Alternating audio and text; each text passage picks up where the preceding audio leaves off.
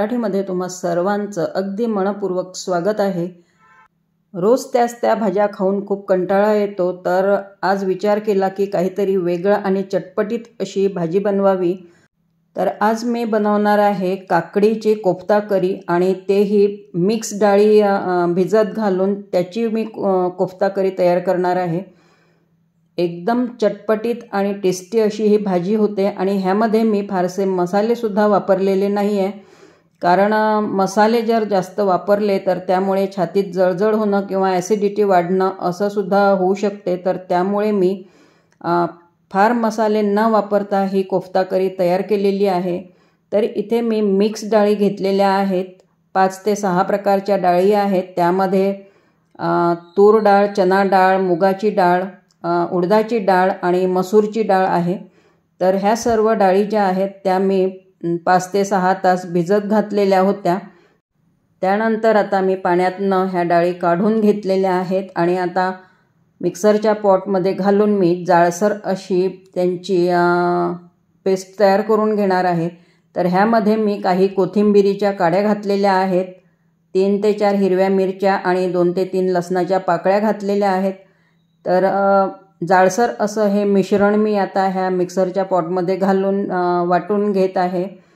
एकदम फाईन अशी पेस्ट नाही करायची त्याची, थोडं जाळसर असं मिश्रण ठेवायचं, त्यामुळे जे कोफ्ते बनवूत आपण तर ते खूप छान असे होतात आणि आतपर्यंत रसा शिरतो।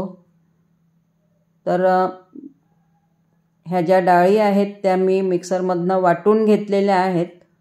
तुम्ही बघू शकता छान जाळसर असं हे सर्व डाळींचं जे मिश्रण होतं ते मी वाटून घेतलं आहे मिक्सरमधनं। तर ह्याचे कोफ्ते तयार करताना मी ह्यामध्ये काकडीचा वापर करणार आहे। बहुतेक जण दुधी भोपळा, कोबी, फुलकोबी आणि इतरही काही भाज्यांचे कोफ्ते तयार करतात, पण मी आज काकडी घालून हे कोफ्ते तयार करणार आहे। आणि ही जी काकडीची कोफ्ता करी आहे तर ती चवीला इतकी जबरदस्त लागते की तुम्ही जर एकदा करून बघाल तर पुन्हा पुन्हा अशाच प्रकारची भाजी तयार कराल। तर ही काकडी जी आहे ती मी इथे किसून घेतलेली आहे आणि सालासहित किसून घेतलेली आहे, त्यामुळे ह्याची जी टेस्ट आहे ती आणखीन छान होते। तर जवळजवळ मी पाऊण काकडी इथे किसून घेतलेली आहे। आता ह्या किसलेल्या काकडीमध्ये भरपूर प्रमाणामध्ये पाणी असते, तर मी जे पाणी आहे ते पिळून काढत आहे, कारण पाण्यासहित जर आपण हे काकडीचा किस ह्या डाळीच्या मिश्रणामध्ये घातलं तर ती जास्त सैल होईल आणि कोफ्ते आपले नीट जमणार नाहीत। तर त्यामुळे काय करायचं की ह्या किसामधला जो पाणी आहे तर तो सर्व पिळून काढून घ्यायचा आणि फक्त किस जो आहे तो ह्या डाळीच्या मिश्रणामध्ये टाकून घ्यायचा आहे।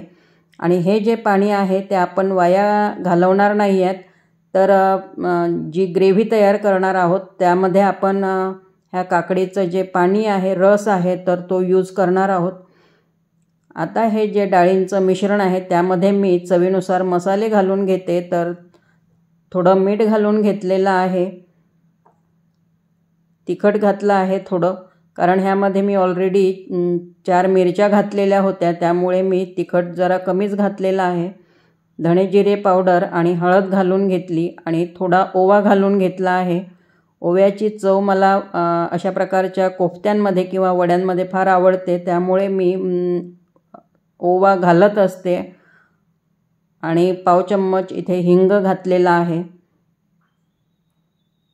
सर्व मिश्रण छान मिक्स करून घ्यायचं आहे।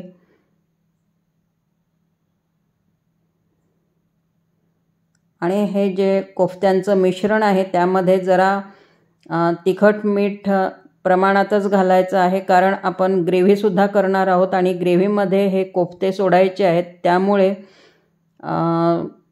मसाले जरा अंदाजानुसारच घालायचे आहेत।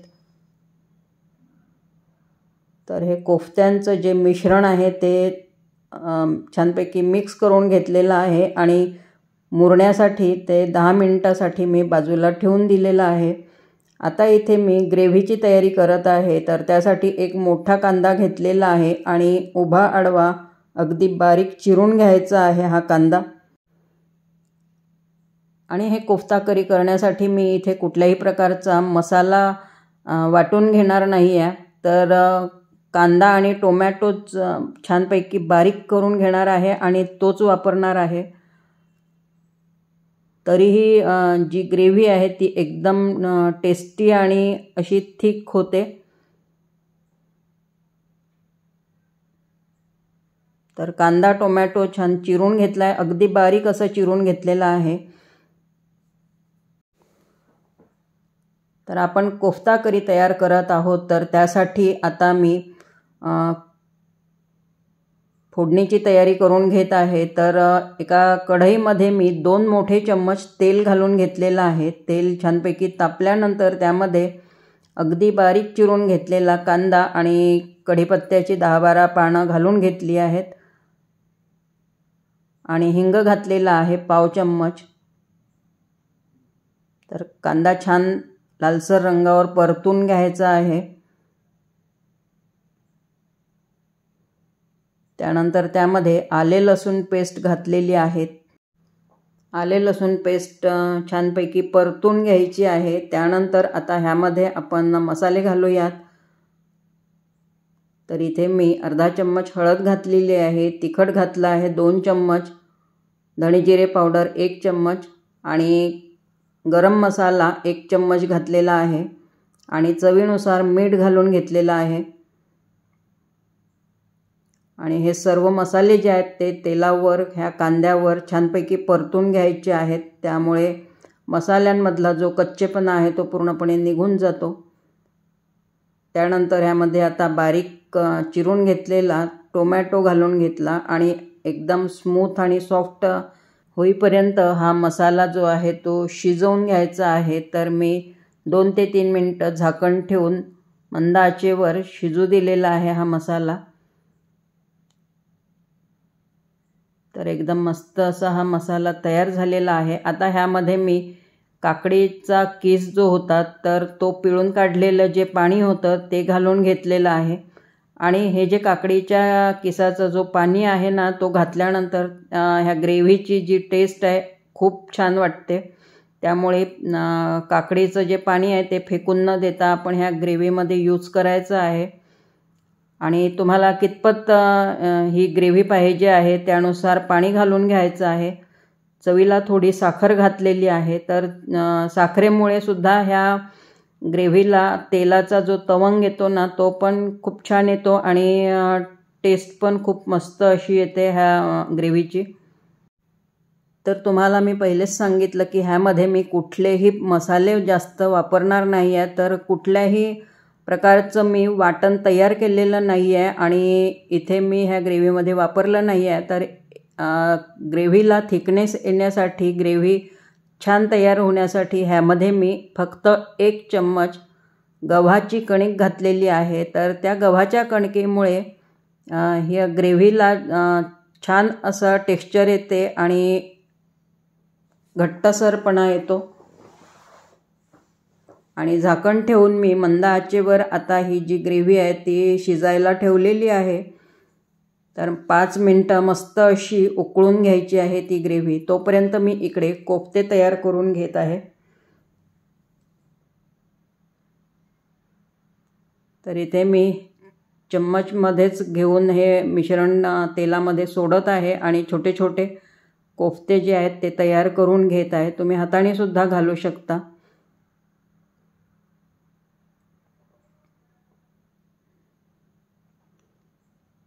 आणि ह्या मिश्रणामध्ये काकडी घातली असल्यामुळे ह्याची चव जी आहे ती खूप अप्रतिम लागते। जर तुम्ही अशा प्रकारचे काकडीचे कोफ्ते खाल्लेले नसतील कधी किंवा केले नसतील तर नक्की करून बघा, खूप छान भाजी तयार होते ह्याची।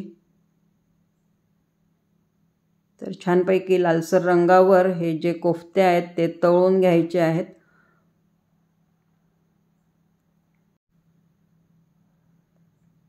कोफ्ते खूप विविध प्रकारचे केले जातात। दुधी भोपळ्याचे, कोबीचे, तर त्यामध्ये बेसन वापरल्या जाते, पण ह्यामध्ये मी मिक्स डाळींचा वापर केलेला आहे, त्यामुळे ह्यांची चव जी आहे ती अजून छान येते। तर अशा प्रकारे मी सर्व जे कोफ्ते आहेत ते तळून घेते। तर त्यामधले मी अर्धे कोफ्ते कोफ्ता करीमध्ये घालणार आहे आणि अर्धे जे कोफ्ते आहेत ते असेच खाण्यासाठी ठेवणार आहे, कारण असेच खाण्यासाठी सुद्धा हे कोफ्ते जे आहेत ते खूप छान वाटतात। तर ग्रेव्ही बघून घेते एकदा मी कशी शिजलेली आहे। छान अशी मस्त उकळी आलेली आहे आणि खमंगपणा पण खूप छान आहे।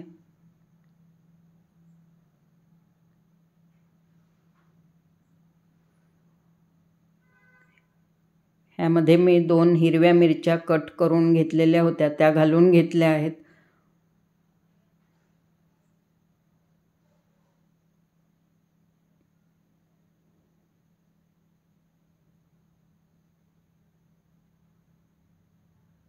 आणि बाकीचे जे कोफ्ते उरलेले होते ते सर्व मी तळून घेत आहे इथे। आणि तुम्हाला माझ्या रेसिपीज कशा वाटतात तर मला प्लीज कमेंट करत जा। काकडीचे थालीपीठ कसे तयार करायचे ह्याचा व्हिडिओसुद्धा मी नुकताच अपलोड केलेला आहे, तर तुम्ही नक्की बघा। खूप छान चवीचे काकडीचे थालीपीठ झालेले होते। तर त्याची लिंक जी आहे ती मी ह्या व्हिडिओच्या डिस्क्रिप्शन बॉक्समध्ये देणार आहे, तर तुम्ही तिथे जाऊन नक्की चेक करा। तर ग्रेव्ही बघू शकता किती छान शिजलेली आहे आणि त्याला तेलाचा तवंग पण मस्त आलेला आहे, तर्री जे म्हणतो आपण ती सुद्धा छान आलेली आहे।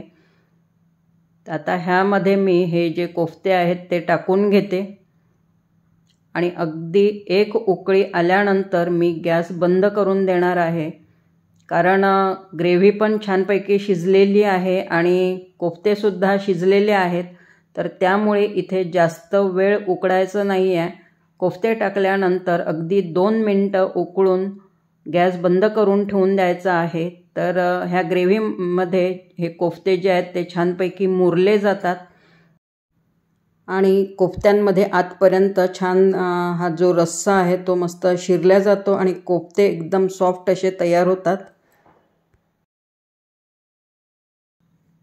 तुम्ही बघू शकता किती मस्त कलर आलेला आहे ह्या कोफ्ता करीला। तर इकडे मी एका सर्व्हिंग बाउलमध्ये काढून घेत आहे। तर आजची ही मिक्स डाळी घालून केलेली काकडीची कोफ्ता करी तुम्हाला कशी वाटलेली आहे प्लीज कमेंट करा। रेसिपी आवडली असेल तर लाईक करा, शेअर करा आणि चॅनलला सबस्क्राईब करा। पुन्हा भेटूयात अशा छानशा व्हिडिओसोबत। तोपर्यंत मस्त खा, स्वस्थ रहा। धन्यवाद।